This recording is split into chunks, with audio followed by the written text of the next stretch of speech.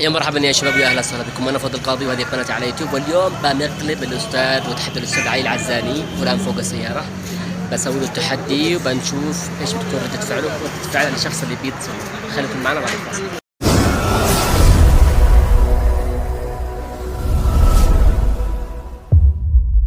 يا مرحبا يا شباب، ويا اهلا وسهلا بكم. انا فضل القاضي وهذه قناتي على يوتيوب، وهذا الفنان القدير الاستاذ علي العزاني. يسعد عليك بحالك. الله يسلمك يا فهد، كيف حالك انت؟ الحمد لله بخير، كيف امورك؟ وشهر مبارك، كل عام والجميع بألف خير. ان شاء الله والجميع بألف خير وصحة وسلامة بإذن الله تعالى. شوف علي، انا داخل معك الموضوع تحدي صراحة. الموضوع داخل معك تحدي قوي قد التحدي.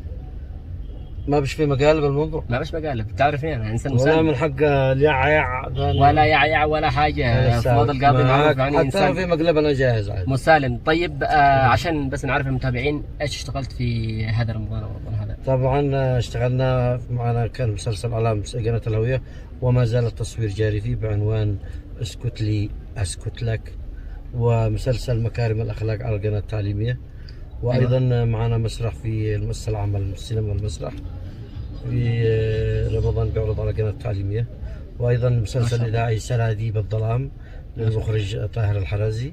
طبعا المسرح اخراج امين هزبر والاستاذ القدير عبد الغني مطاوع بن همام، وطبعا اسكت لي اسكت لك في الهوية اخراج الدكتور العزيز سمير العفيف. الله يوفقكم يا رب. ما شاء الله معك عدة مشاركة الله في يصلحك. رمضان هذا باذن الله تعالى. اما علي التحدي، عشان لا تهرب من التحدي. تحدي ان شاء الله انه تحدي خير والتحدي قوي ان شاء الله. اشتيك تتصل كذا لاعز صديق لك، زميل. ايوه ايش اللي تختار انت؟ طيب تتصل وتقول له انا تزوجت. انا اتصل سر. لزميل عزيز واعتبره اخ. طبعا انا بقى اتصل الان لصديق عزيز علي، هو دكتور طبعا، ايه دكتور عبد الفتاح الحبيشي. هذا الشخص اعتبره، او الدكتور هذا اعز اخ لي يعني عرفته في حياتي. اذا خلاص نسوي المقلب معه. طبعا رساله اوصلها انه احيانا بيكون الصديق اقرب لك من الاخ فعلا، لانه وفي جدا بيكون معك. انا قلت فعلا محمد بعض الاصدقاء فعلا. فانا بتصل له وبقول له انا طبعا انت عارف ان انا تزوجت ثانيه. ايوه. وطبعا ما فيش غيرك صديق عز علي، وعارف وفي خبر ان انت نشرت الخبر هذا، الان معي مشاكل في البيت يعني انت عارف انا مش يعني قد التحدي، بس مش فيش مشاكل يعني.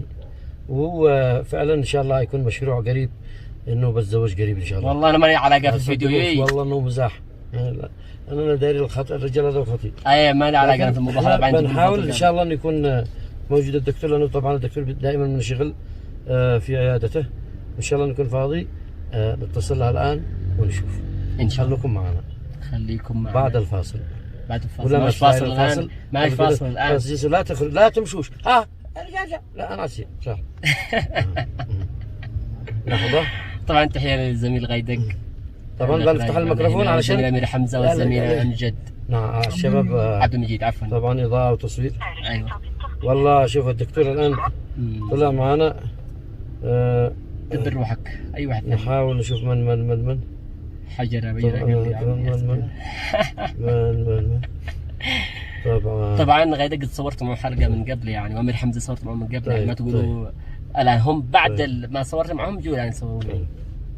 او ماشي يا غيدق. طيب انا بقى اتصل، حيكون مفاجاه الاتصال. ايوه وان شاء الله اني ترد. طيب نتصل للفنانه فتحيه ابراهيم.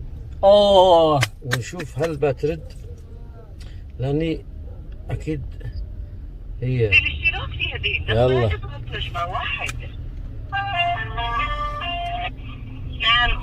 مساء الخير يا استاذه فتحيه. يا علي انت بعد قريب الحلقات. طيب لحظه، لا خليش من الموضوع الحلقه. انا الان في مشكله، الان. انا طبعا قديش داري، انا يمكن مش انت عارفه، تزوجت الثانيه. ما صوتك بعيد. انا طبعا تزوجت الثانيه يا استاذه فتحيه، وطبعا انت زي اختي دائما بنكلمش بكل حاجه، تمام؟ ايوه.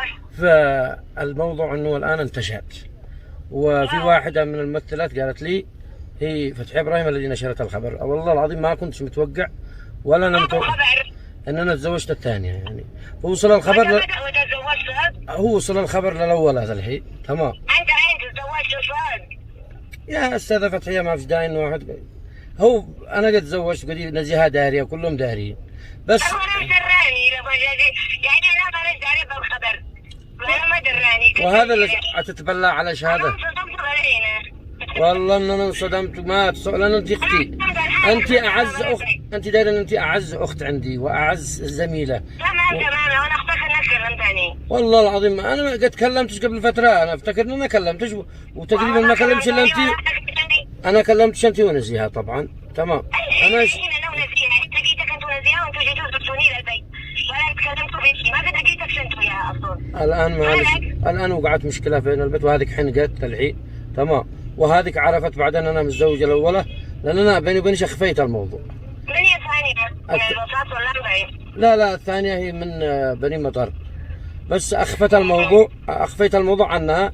ودفت تشوفي هذه غلطه كل متزوج ولا؟ ليش كذا بريد الشيك حتى زوجه؟ انا غلط والله اني غلط. وليش تظلمت الاول يعني؟ الشيء الصدق انا غلطت والله اني غلطه حياتي مفعل، لكن المفروض انه كان اكلم الثانيه ان انا على الزواج يعني واحده، ولا اكلم الاولى ان انا بتزوج واحده جديده. اكلمها ثنتين عشان يقبل انك ثنتين بلا ظاهر مش الحياه. المشكله انت داري ما فتحيها الان ما حصل، لا حصلنا عنب الشام ولا بلح اليمن، كرحنا جو من الاثنين، لا عاد حبحب ولا ذيق الفرسك، خلصن كلهم.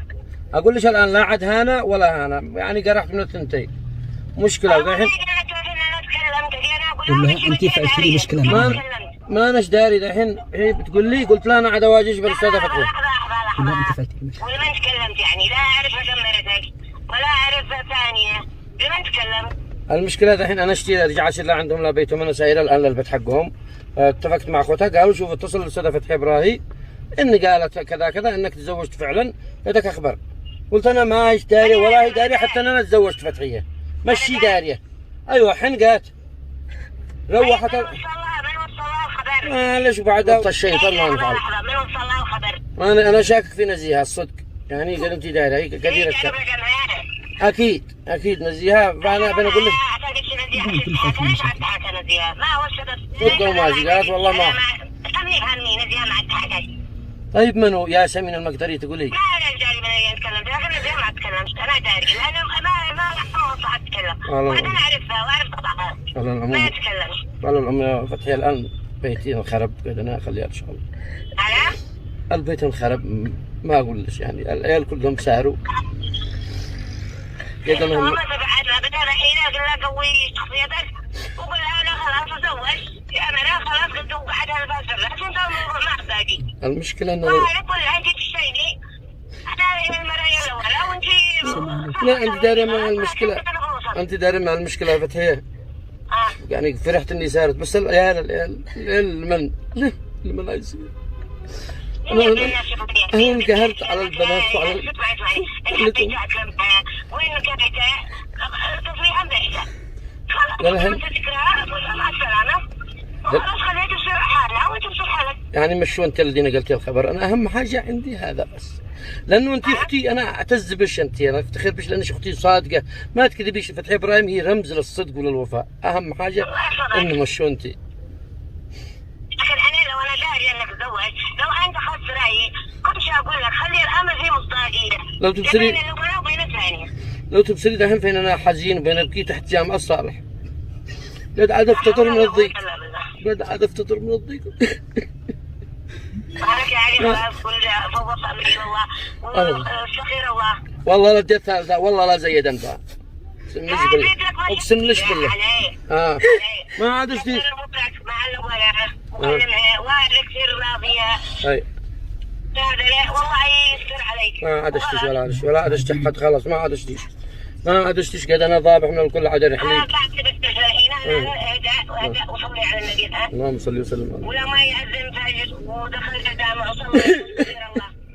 لا تبكيش مالك، اعوذ بالله من الشيطان الرجيم ساعة البلاء. عشرة عمر يا الله، عشرة عمر يعني وتبيعني هكذا في دقيقة، والثانية خسرت تخلي على شاء الله 3 مليون وقراءة. انت لازم تبكي وعشرة عمرك الحين ولا الولاء تبكي وتقول في البيت والثانية تبكي وتقول كذب علي. انا ايش اقول لك حاجة، انا قد بين افكر اصير اخطب غدوة وطزفت انتي بأمانة. اقول لك لا تفكر شنطة واضح، فهمت؟ تقولي لي هكذا. لا تفكر شنطة واضح، تجي انسان في ذمتك. خلاص ان شاء الله، شكرا اختي فتحية.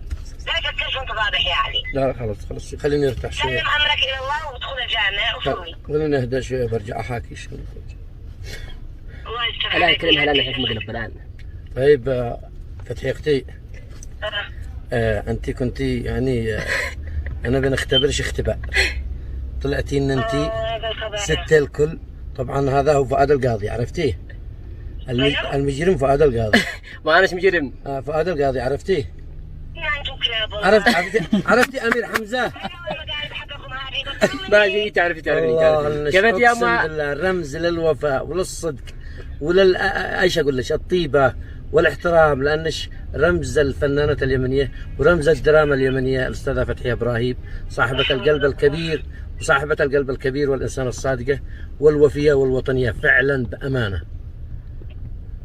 الله يحفظكم. الله يسعدك يا انا اشكر موقفك هذا معي فعلا، ويا ريت وانا اتزوجت ثانيه والله. اكبر عزيزه كنا وجعت قلبي عليك وانا سمعت تبكي.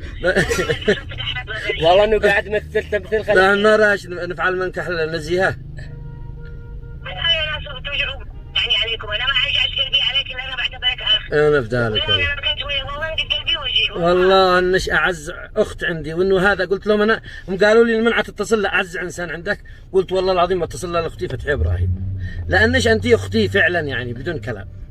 الله يحفظك. الله يسعدك يا استاذه فتحيه. ما تأمري ما انا جاهز. نورتينا يا استاذه فتحيه. الله يخليك. اصلا ما جبتك انا فؤاد القاضي معشه يا استاذه فتحيه. عرفتينه ماشي؟ عرفتها، كنت تتصل لي اول واحنا كنا معنا. ايوه انا بقول ابني شهر في البيت واتصل لي. ايوه عاد انا قلت منكحش مع امير حمزه.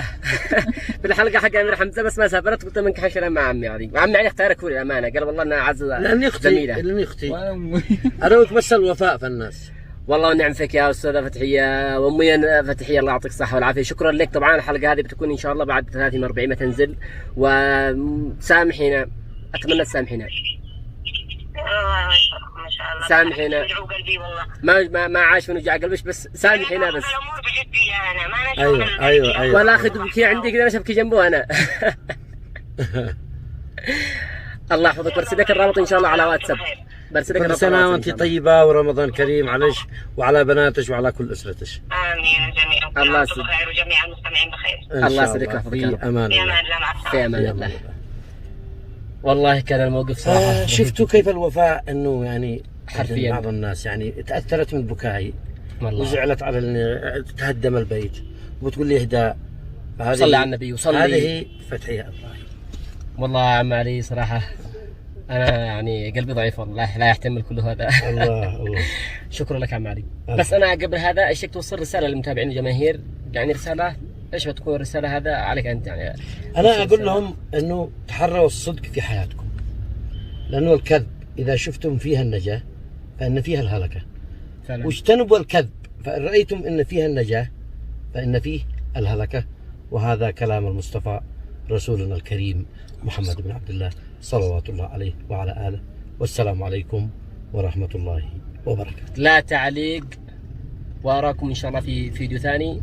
بس تقول لهم بس اشتركوا في القناة وفعلوا جرس التنبيه. اشتركوا في قناة فؤاد القاضي، إن شاء الله تكون من أحلى القنوات. ونصيحة للشباب اليمني، نصيحة، كل واحد يدعم صاحبه، ادعم أخوك، ادعم زميلك. يا يوتيوبر اللي عندك 2 مليون 3 مليون، ادعم صاحبك. في مصر بيفتح واحد قناة وطلعت 3 مليون في يوم واحد. ليش؟ لأن الشعب المصري شعب قومي عربي يحب صاحبه ويتآلفوا بينهم البين. أما احنا يقول لك هات لي فلوس.